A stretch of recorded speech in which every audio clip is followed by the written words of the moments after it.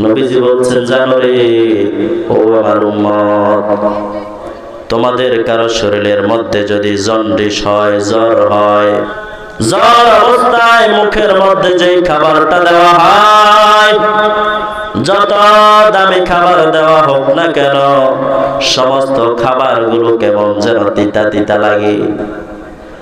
শরীয়তপুরের সবচাইতে দামি মিষ্টি যদি আইনা দেয়, সবচাইতে দামি গোস্ত সবচাইতে ভালো করে রান্না করে যদি দেওয়া হয়, সবচাইতে মজাদার ফলটাও যদি তার কাছে আইনা দেয়, মুখে দিয়া থুপ মেরে ফেলে দিয়া বলে, কি দিছে এটা তিতা। আসলে ওইটা তিতা নয়। ডাক্তার বলে, ভাই ওই খাবারটা কিন্তু তিতা নয়। জ্বরের কারণে অথবা জন্ডিসের কারণে তোমার জিহ্বার স্বাদ নষ্ট হয়ে গেছে, জিহ্বাটা নষ্ট হয়ে গেছে। জিহ্বার স্বাদ আর জিহ্বা নষ্ট হয়ে যাওয়ার কারণে তোমার কাছে দুনিয়ার সব মজাদার খাবারগুলো তিতা লাগে, ঠিক কিনা? নবীজি বলছেন, উম্মত রে, এমন একটা জামানা আসবে, এমন একটা জামানা আসবে, পৃথিবীর জমিনের অসংখ্য গরিব মুসলমানের কাছে সমস্ত নেক আমলগুলো বড় তিতা লাগবে, বড় খারাপ লাগবে। জিকিরের মজলিস দেখলে গায়ে জ্বালা পড়া শুরু হয়ে যায়, নেক কাজের কথা বললে মাথা বড় গরম হয়ে যায়। অথচ এই মানুষগুলোর এই গানের মজলিসে সবার আগে পাওয়া যায়, টিভির সামনে সবার আগে পাওয়া যায়, বেগানা নারীর কাছে সবার আগে পাওয়া যায়, গুনাহের মজলিসে সবার আগে পাওয়া যায়। নবীজি বলেন, উম্মত, আল্লাহ তাআলা প্রত্যেকটা মানুষের বাম দুধের 2 আঙ্গুল নিচে একটি গোশতের টুকরা ফিট করে রাখছেন।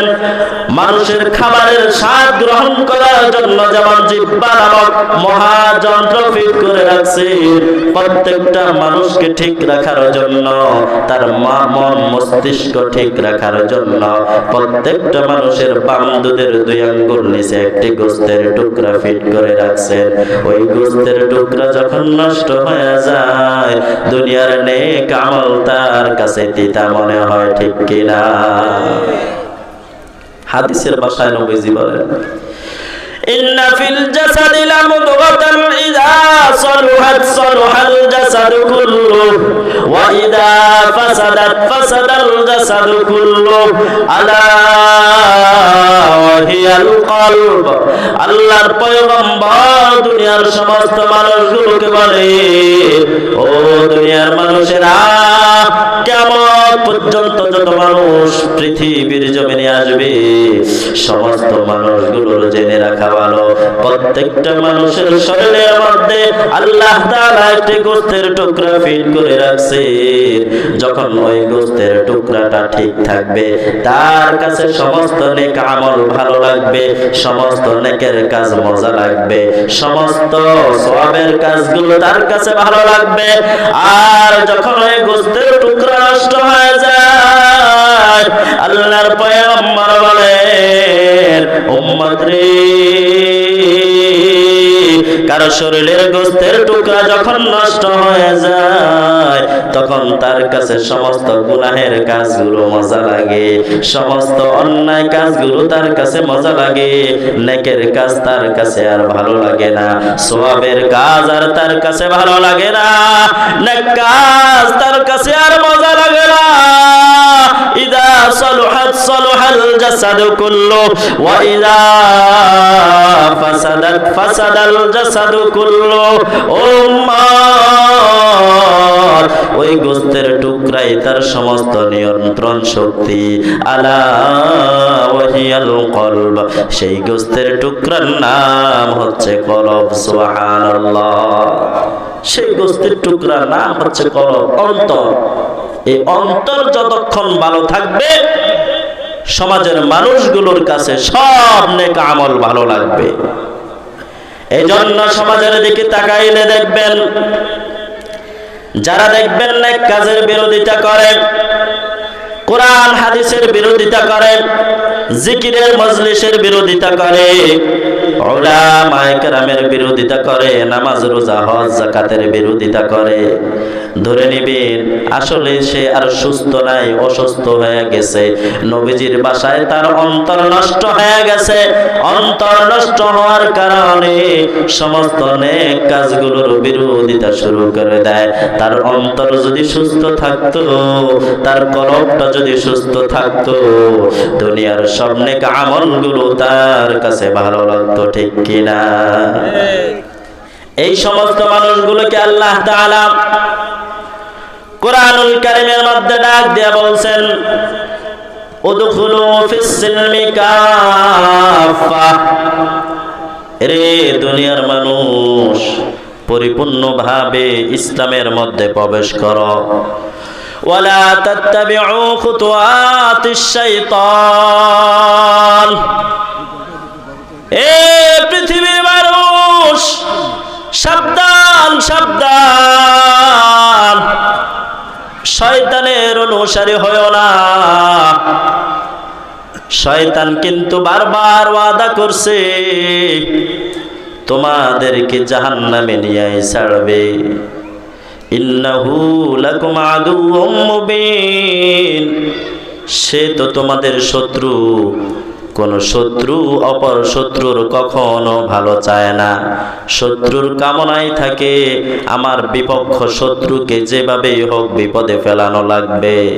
শয়তান তোমাকে বারবার ধোঁকা দেয়। শয়তান ধোঁকা দিয়ে তোমাকে দুনিয়ার মজা লাগায়।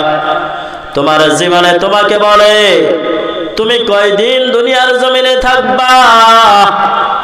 50, 60, 70, 80 বছর থাকবা, এরপরেই তো দুনিয়া থেকে চলে যাইবা। এই জীবনটাই যদি উপভোগ না করো তাহলে আর কবে করবা? কি বলেন, ঠিক কিনা? আমরা যারা গুনাহের মধ্যে জড়িত, প্রত্যেকের মনে এই কথা অনেক সময় উদয় হয় যে জীবন আর কয়দিন আছে, এখন যদি একটু আমোদ ফুর্তি না করি তাহলে আর কবে করব? আল্লাহ কয় এটা কোনো মানুষের কথা হতে পারে না, এটা কোনো মুসলমানের কথা হতে পারে না, এটা কোনো ইমানদারের কথা হতে পারে না, এটা শয়তানের ধোঁকা। আল্লাহ দুনিয়ার জমিনের মানুষদেরকে বারবার সতর্ক করে বলছেন তুমি তো যেই কোনো সময় দুনিয়া ছেড়ে চলে যাইবা, যেই কোনো সময় আজরাইল তোমার দরজায় এসে হাজির হয়ে যাবে। তুমি এখন উপভোগ করতেছ, আনন্দ ফুর্তির মধ্যে রইছ, ইবাদত বাদ দিয়ে গুনাহের মধ্যে ব্যস্ত রইছ। এই গুনাহ অবস্থায় যদি আজরাইল তোমারে পায়, গুনাহ করা অবস্থায় যদি তোমার জানটা কবজ হয়ে যায়, গুনাহ অবস্থায় যদি তোমার মওত হয়ে যায়, জাহান্নাম ছাড়া কিন্তু উপায় থাকবে না। দুনিয়ার জমিনে কত এমন ঘটনা ঘটে, এরকম অসংখ্য অগণিত ঘটনা আমাদের কানের মধ্যে বারবার আসে। অমুক গুনাহের কাজের মধ্যে জড়িত ছিল, অমুক অন্যায় কাজের সাথে জড়িত ছিল, এর মধ্যেই তার মৃত্যু হয়ে গেছে। আহারে, এই গুনাহ অবস্থায় যদি মৃত্যুবরণ করে, আমরা বাহ্যিকভাবে সকলেই জানি অন্যায় অবস্থায় যদি কেউ মারা যায় জাহান্নাম ছাড়া উপায় নাই, ঠিক কিনা? ওই শয়তানের ধোঁকায় যদি আমাদেরকে ওইভাবে ফেলে দেয়, কয়দিন আর থাকবা? জীবনটারে একটু উপভোগ করে নাও, জীবনটাকে একটু মজা লাগায় নাও।